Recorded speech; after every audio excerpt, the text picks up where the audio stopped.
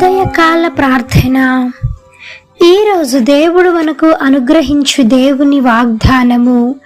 నీ దేవుడైన యెహోవా నీతో చెప్పియున్నట్లు నిన్ను ఆశీర్వదించును.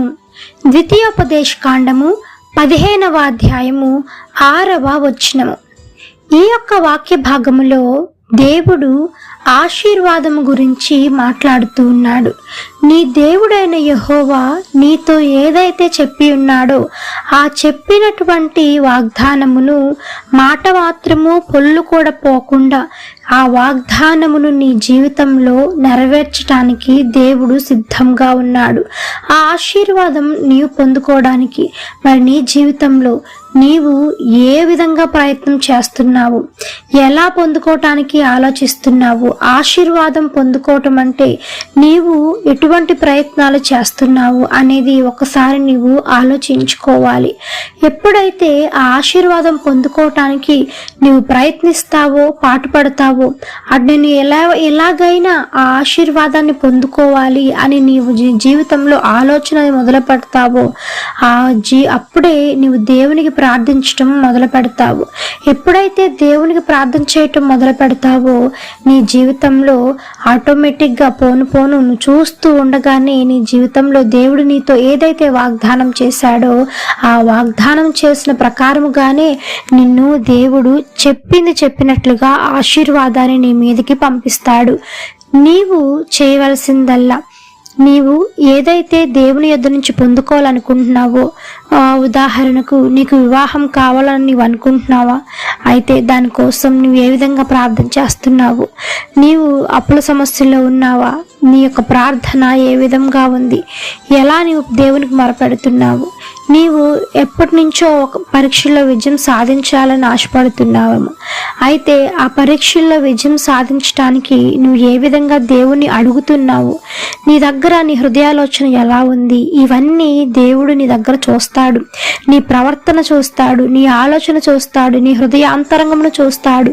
ఇవన్నీ ఎప్పుడైతే నీలో బాగుగా కనిపిస్తాయో, మంచి నడవడిక, మంచి ప్రవర్తన, మంచి ఆలోచన, పరిశుద్ధమైనటువంటి హృదయము నీలో ఎప్పుడైతే కనిపిస్తుందో, యాకోబును ఇజ్రాయేలుగా మార్చిన దేవుడు ఈ దినమున నిన్ను కూడా ఒక మంచి గొప్ప జనముగా దేవుడు మార్చబోతూ ఉన్నాడు.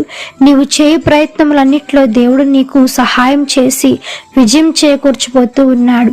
నీవు నమ్మితే ఈ దినమున దేవుడు నీతో ఏదైతే వాగ్దానం చేసి ఉన్నాడో, దేని గురించి అయితే నీతో మాట్లాడి ఉన్నాడో ఆ వాగ్దానమును పొల్లు పోకుండా ప్రతి ఒక్క విషయంలో నీకు నెరవేరుస్తూ నీకు తోడయుండి ఆశీర్వదించి దీవించునుగాక. ఆమేన్. ఈ యొక్క వాగ్దానము ప్రతి ఒక్కరి జీవితంలో నెరవేరాలని కోరుకుంటూ అందరం కలిసి ప్రార్థన చేద్దాం. ప్రార్థన. మమ్మల్ని మిక్కిలిగా ప్రేమించిన మా ప్రియ పరలోకపు తండ్రి, మీ ఘనమైన పాదములకు వేలాది వందనములు, స్తుతి స్తోత్రం చెల్లిస్తున్నాము దేవా. ఆశ్చర్యకరుడవు, ఆలోచనకర్తవు, జీవాధిపతి, మీకు స్తోత్రము నాయన. పరిశుద్ధాత్మ దేవ, మీకు స్తోత్రము నాయన. రాత్రంతా మీ కాపుదల కింద భద్రపరిచారు, మీకు స్తోత్రము తండ్రి. మరలా యొక్క ఉదయకాల దినమున లేచి మీ నామాన్ని స్తుతించే భాగ్యం మాకు ఇచ్చినందుకై మీకు వందనములు యేసయ్యా. తండ్రి, ఆశీర్వాదం ఉంటే ఏంటో ఆశీర్వాదం గురించి మాకు తెలియచెప్పినందుకే మీకు స్తోత్రము తండ్రి. ప్రతి ఒక్కరూ నాయన ఆశీర్వాదానికి నాయన వారసులుగా జీవించడానికి సహాయం చేయండి. ఆశీర్వాదానికి కుమారులుగా ప్రతి ఒక్కరూ జీవించలాగిన సహాయం చేయమని వేడుకుంటున్నాం తండ్రి. నాయన అట్టి కృపను, ధన్యతను ఈ దినమున వారికి దయచేయమని వేడుకుంటున్నాం. వారి జీవితంలో ఏదైతే మేలు పొందుకోవాలని ఆశపడుతున్నటువంటి ప్రాణాన్ని మీరు తృప్తిపరుస్తున్నందుకై, వారి జీవితంలో మీరు కార్యాలు చేయబోతున్నందుకై, నాయన వారి జీవితాల్లో మీరు గొప్ప దీవెనలు కురిపించబోతున్నందుకై మీకు వందనములు చెల్లిస్తున్నాం తండ్రి. ప్రతి ఒక్క విషయంలో ఆర్థిక సమస్యల నుంచి విడుదల, బలహీనలకు బలం చేకూర్చండి, రోగులను ముట్టండి, స్వస్థపరచండి, వివాహాలు జరిగించండి, బిడ్డలు లేని వారికి బిడ్డలు దయచేయమని వేడుకుంటున్నాం తండ్రి. వ్యసనాల భార్య నుంచి విడుదల కలిగించండి, రక్షణ లేని వారికి రక్షణ, శాంతి లేని కుటుంబాలకు నెమ్మదిని, శాంతి, సమాధానమును, ఐక్యతను దయచేయండి.